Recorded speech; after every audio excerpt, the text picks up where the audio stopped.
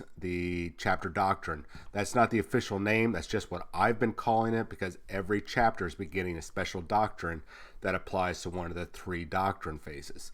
So, Legacy of Dorn, look at this. While the Devastator Doctrine is active, which is always turn 1, when resolving an attack made with a heavy weapon by a model with this ability against a vehicle or building, add 1 to the damage characteristic of that weapon attack, or for that attack. What did I have? Yeah, expect a damage bonus during Devastator Doctrine versus fortifications and vehicles. Thank you, Source. I'm glad we talked it out. Here's a Warlord trait that, I believe it's a Warlord trait. Yeah, when resolving attacks made against this Warlord, an unmodified roll of 1, 2, or 3 always fail, irrespective of any abilities that the weapon or the model making that attack may have. So that means no matter what, a 1, 2, or 3 is going to fail. Well, 1's always going to fail, but 2 or 3 is going to fail. Which, let's see here. We had it as Stubborn Heroism, and that was the rename that we put. It's a remake of Tenacious Opponent, where basically they shrug off damage. So we're still right about it. That was a renamed one because Indomitable was the name, and we didn't want. Well, I guess I just kind of ruined that. Sorry. Refusal to Die. We don't know if that's going to be in there. So really cool that so far we've been, what is that, at least 2 for 2. So we're kind of happy about that. Let's go on to the Geokinesis abilities, which is basically a form of psychic kinetics that applies to terra firma or earthbound type things. So this one is select a building within 18 inches, or select one enemy unit that is wholly within or on a terrain feature that is within 18 inches of the psyker. Roll 9. Oh, Jesus Christ. Excuse me. Roll 9d6, adding 1 to the result if the unit you selected was a building. For each roll of a 5+, that unit suffers 1 mortal wound. Let's take a look at what we had over here at P Powers. Unknown name, target and area. Everything within 6 inches takes mortal wounds on a 4-up. We're pretty close. This is pretty close. You're hitting a terrain feature with an enemy unit that's wholly within it. It's pretty close, and we still don't know about any of the other 6 psychic power or 5 psychic powers. So this could be this one that we had that was an unknown name right here. No idea, and that was just this is paraphrased. This isn't what we thought the exact wording was. This is paraphrased to protect people. So it could be wrong, could be right. That is still really cool, especially, oh, Iron Hands, you have you have 3 vehicles, or at least one of your repulsors setting up precariously on that L-shaped building's upper level. You're wholly within the terrain, so I guess that means you're going to take 9d6 and take some mortal wounds. That'd be interesting. And here's the other one. Eye of Hypnoth. Let's see what they say. Imperial Fist model only. When resolving an attack made with a ranged weapon by a model in an Imperial Fist unit that is within 6 inches of a friendly model with this relic, reroll a wound roll of 1. It's almost like, wow. Grants a 6-inch reroll to wound rolls of 1s. Man, I love being right. And that's a direct copy over from the Sentinels of Terra. Mind you, that was 6th and 7th edition, so it got translated over to 8th edition. So it's not exact abilities, but it is along that line. So fantastic, super excited. Thank you, my source. When I see you and Mrs. Smith next month, or not next month, but next year in the UK, I am most certainly going to buy you like some fish and chips or a beer or whatever it is, a pint or whatever it is that you guys have, like some tea and crumpets. I don't know.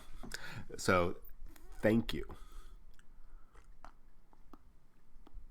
Here's another one that they just revealed. We're probably going to have at least one more day of reveals, and then we're going to go into Salamanders probably. So, Praetorian's Wrath, 2 command points. Use a stratagem at the start of your movement phase if the Devastator Doctrine is active.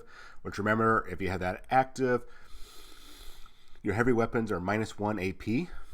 And you have the Legacy of Dorn, so if you're attacking a vehicle or building, that's +1 damage to the attack. So while this stratagem is up in the Devastator Doctrine, during the Devastator Doctrine in your movement phase, until the start of your next movement phase, when resolving an attack made with a heavy or a grenade weapon by the Imperial Fist model for your army, an unmodified wound roll of a 6. The armor penetration characteristic of that weapon is improved by an additional 1 for that attack. You can only use the stratagem once per battle. That could be pretty devastating. So it's already going to be very devastating. Vehicles are going to be on vehicles, and anybody that's running fortifications, which at least in the tournament scene, next to none. You might occasionally see a void shield generator, but pretty much it's going to be non-existent. So that is still pretty badass. So for example, let's say just taking a heavy weapon already, let's say they've got a -1 with the Legacy of Dorn, they are going to get a +1 damage, and Devastator Doctrine are going to get that additional -1 armor penetration. So now it's a -2. You roll a 6, and now it's a -3 or a 4, a 5, or a 6. You're pretty much going to be negating people's armors, and you're going to be increasing the amount of damage you do. So all you people that were telling me I was stupid for taking suppressors, so my suppressors are now -3 AP during a Devastator Doctrine phase. And if I'm attacking vehicles, which I'm going to with those guys, I'm now doing 3 damage per model for 90 points. Interesting. And if I happen to get 6s while I've got this Praetorian's Wrath activated, now I'm -4 AP with that 90 point unit doing about, well, on average, 9 points of damage. That's just from 90 points, with the possibility of up to 18 points of damage for 90. That's not bad, guys. So why is that important? Let's go over here. I stop patting myself on the back. Sorry about that. I'm feeling a little smug right now, which I shouldn't. That's very unprofessional. But I'm just really giddy that everything is coming into focus here.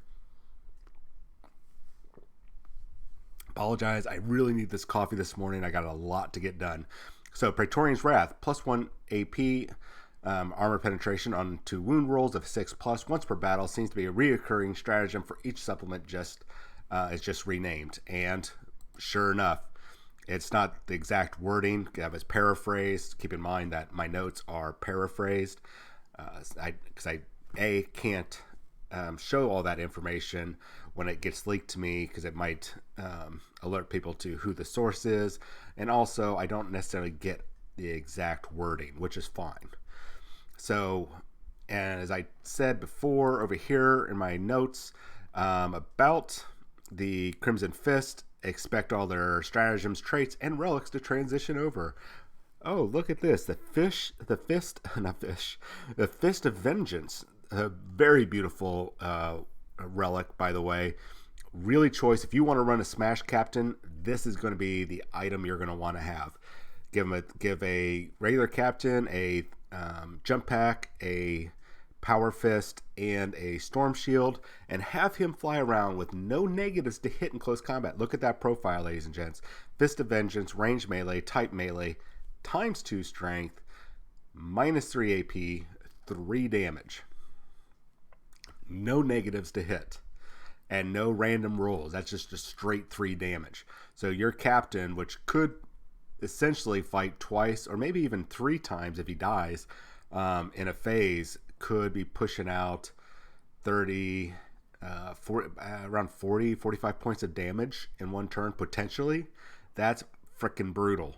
So if you're running Crimson Fist, which I believe TJ has his army centered around the Crimson Fist, TJ, you might have to make a regular non-Primaris captain and give them that Fist of Vengeance if you want it for that really meta style or tournament style play. This was one of the lists that Eric Tat, that is on the FN Pro team, and Camacho from El Paso helped me put together months ago, and this was one of the key items in that list. So thank you two for that assistance.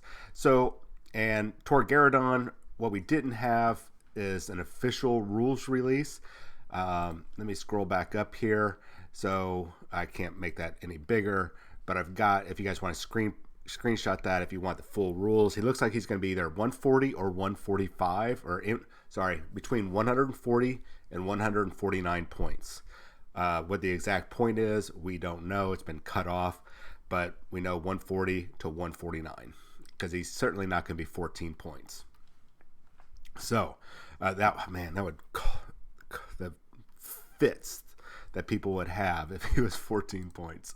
Oh man. So what we got here, looks like we were right. I mean, we were pretty sure we were right in the first place because that was an actual good screenshot. But Handed Defiance, his big fister is ×3 strength, puts him at strength 12, mind you, -3 AP, 3 damage when resolving an attack made by this weapon. Subtract 1 from the hit roll.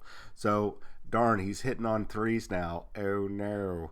And as a character, if he rolls a 1 for his attacks, he gets to re-roll that.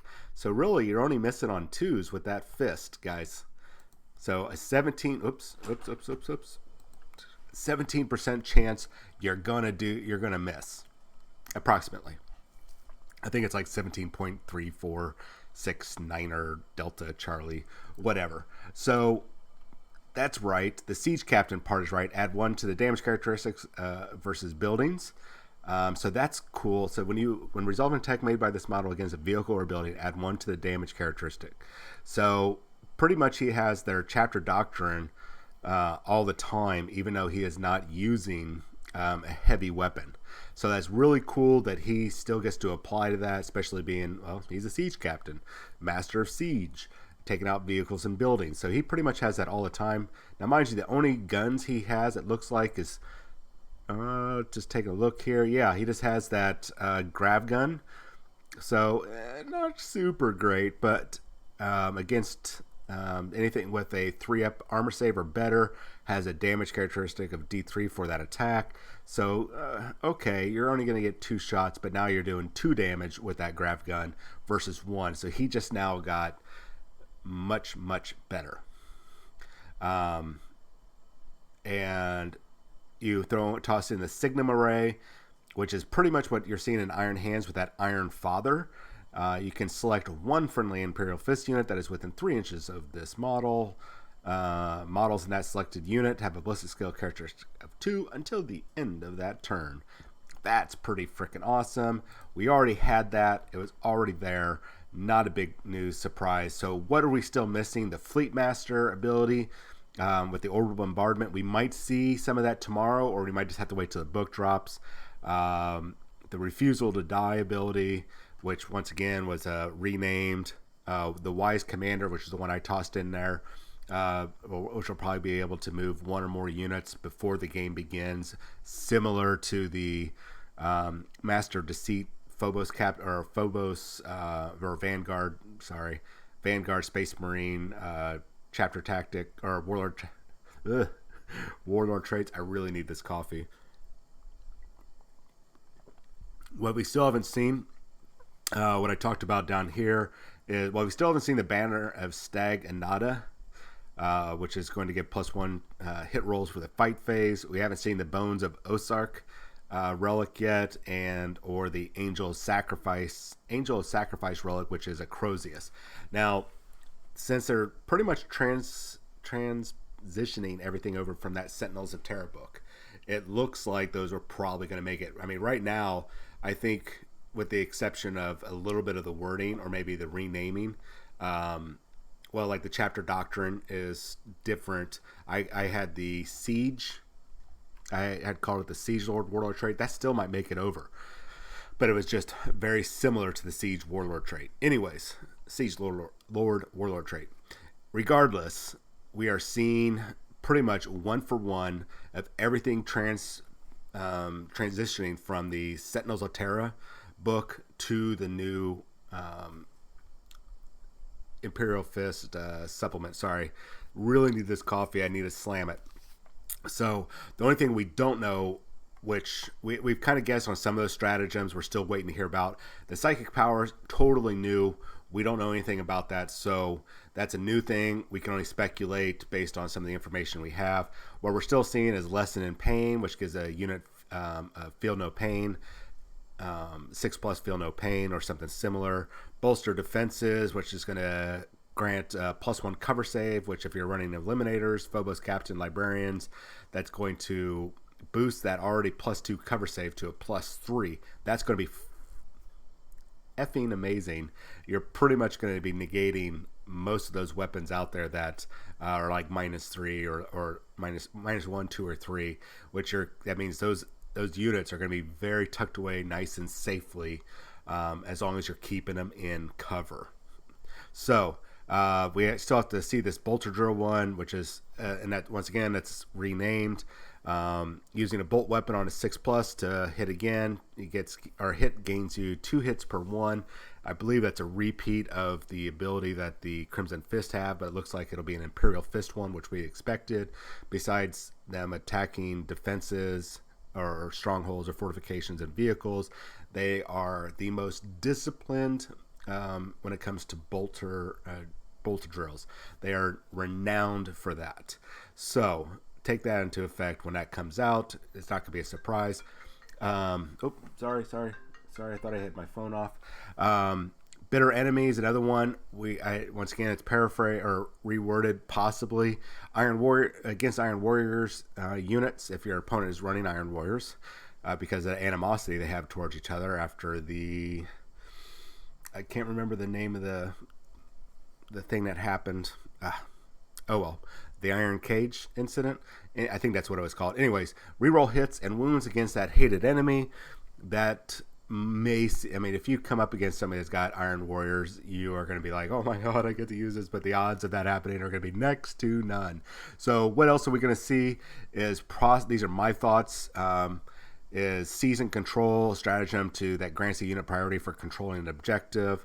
Another type of orbital strike stratagem or ability. This would be the third one that they could get. I expect that to be like 2 or 3 points. Command points, bolster fortification. That would probably grant +1 toughness or armor to fortification. That might also be what we're seeing with the where is it here? The bolster. Gosh darn it.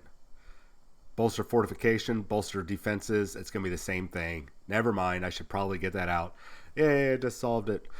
Tremor Mine was going to be probably something that can be used in the movement phase. And if they're within X amount of inches, or just when your opponent makes their move, you can trigger this stratagem and cause some mortal wounds. And identify weak points, probably gaining bonuses against fortifications. Pretty useless, I think, in tournament play unless Games Workshop works some miracle magic to make fortifications viable. Nobody wants most tournament players do not want to give up a detachment slot out of the 3 detachments for a fortification. And especially there's just not a lot of great fortifications out there. The most widely used being the Void Shield Generator and the Sky Shield Landing Pad. Everything else, not so much. So, with that said, that's all I've got. Quick show. I'm a little over what I wanted, but it was just, hey guys, I just want to show you, give you verification about, and a little bit of validation, I guess, on our source, and a big shout out to Mr. Smith on providing me this information that is now, with the exception of some wording or us having to rename certain abilities, is now totally legit. Thank you very much for giving me that information. I swear, I know I joke about getting some like bangers and mash or fish and chips or whatever when I see you next year, but hey, thanks Epion, I appreciate it. I'm about to get off, so I got to get to work, and I've got some messages I got to start replying to. So you all have yourself a wonderful Wednesday. It is hump day, and the weekend is right around the corner. So make sure you have a fantastic day. Listen to some good music, and think happy thoughts. Happy thoughts. My name is John. I'm with the FMP Wargamers, and this has been a quick show just to give you guys some updated information. Have a wonderful